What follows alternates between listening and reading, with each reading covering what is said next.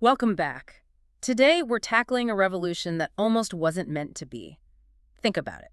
A powerful emperor tries to unify his lands. And ends up accidentally creating one of Europe's first modern republics, just through sheer resistance. Exactly.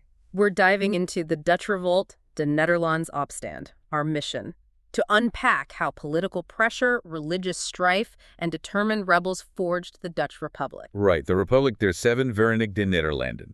And it really kicks off with the ambitions of Emperor Karel V. He ruled until 1555. Huge empire, Yeah. 17 different provinces in the Low Countries alone. His big idea was centralization, make it all run from the top down. And he wasn't subtle. In 1531, he sets up these three central councils, the Collateral Raten, you had the Council of State for Policy, the Privy Council, basically for implementing laws, and the Council of Finance, handling money. So efficiency was the goal, I guess. But the result sounds like immediate friction. Did people see it as good governance or just tyranny? Definitely leaned towards tyranny for many.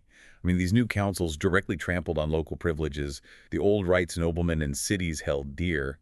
It felt like a direct attack. Okay, so that's the political powder keg. What about the fuse? Religion. That was the second major pressure point, especially with the blood plakat, the blood edict in 1550. Right, that mandated Catholicism, no exceptions. Exactly. Being anything else, being a so-called heretic, essentially became a capital offense. Prosecution ramped up significantly. You can imagine the tension building. And this really shifts gears, doesn't it? From political wrestling to outright religious persecution when Karel steps down in 1555? It does. His son, Philip II, takes over. And Philip was, well, even more rigid. He continued prosecuting non-Catholics relentlessly, no compromise. Which brings us to a really pivotal year, 1566. What happens then? Well, the nobility tries one last diplomatic push. They present the Smeekschrift, the petition of the nobles, asking for moderation. And the response? Famously dismissive. A court official supposedly told the regent, Margaret of Parma, "N'ayez pas peur, madame. Ce ne sont que des gueux. Don't be afraid, madam. They're just beggars." Wow. Gueux. Beggars. And that name stuck, right? The rebels became the Gueusen. They embraced it. But that dismissal fueled the fire.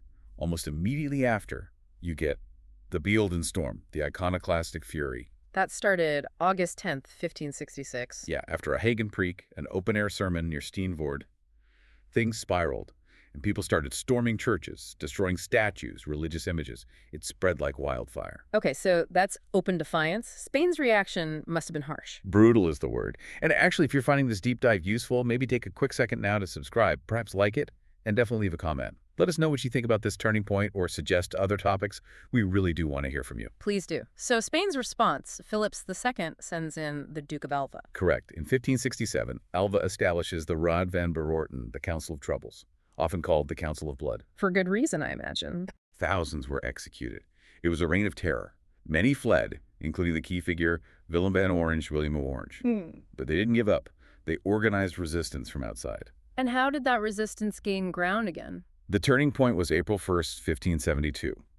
The Waterguzen, the sea beggars, managed to capture the port town of Den Briel. A small victory, but symbolic. Hugely symbolic. It sparked other cities in Holland and Zeeland to join the revolt, proclaiming Willem van Orange as their leader, their stadtholder. The rebellion was truly back on. But the path to becoming a republic wasn't straightforward, was it? There were more twists. Oh, definitely. Willem initially aimed for unity, trying to keep all 17 provinces together. But then Spain hits a crisis of its own. The bankruptcy in 1575. Exactly. Spain couldn't pay its soldiers in the Low Countries, and those unpaid troops went on a rampage, the Spanish Fury, sacking cities like Antwerp. Horrific. Did that chaos force some kind of unity? Temporarily. It led to the pacification of Ghent in 1576. For a moment, almost all the provinces united against the mutinying Spanish troops. Yeah. But the religious divide was just too deep. Holland and Zeeland were firmly Calvinist by then. Right. While the southern provinces remained largely Catholic and wary of Calvinist dominance, that temporary unity fractured pretty quickly. Leading to the split in 1579. Precisely. You get the Union of Arras in the south, making peace with Spain, and the Union of Utrecht in the north, binding those provinces together to continue the fight against Spain. That northern union is the real kernel of the future Dutch Republic. And then comes a truly radical step. The Plakat van Verlating in 1581. the act of abjuration. This is huge. The northern provinces formally declare that Philip II is deposed.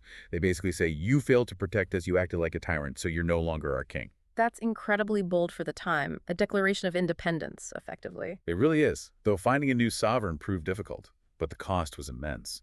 Willem van Orange, the figurehead, was outlawed by Philip. And assassinated in 1584. A devastating blow. It was. Yet the momentum was there. And crucially, Spain's failed attempt to invade England with the Armada in 1588 weakened its position. So 1588 is the moment. It's the year the northern provinces, unable to find a suitable foreign monarch, decide to just rule themselves. They declare sovereignty, becoming the Republic of the Seven United Netherlands. It wasn't really planned independence from the start. More like stumbled into. Sort of, yeah. It emerged from this 50-year collision of centralizing ambition, religious intolerance, and just incredibly stubborn, determined resistance led by figures like Orange. The final peace treaty, the Peace of Munster, wouldn't come until 1648, but the Republic was effectively born in 1588.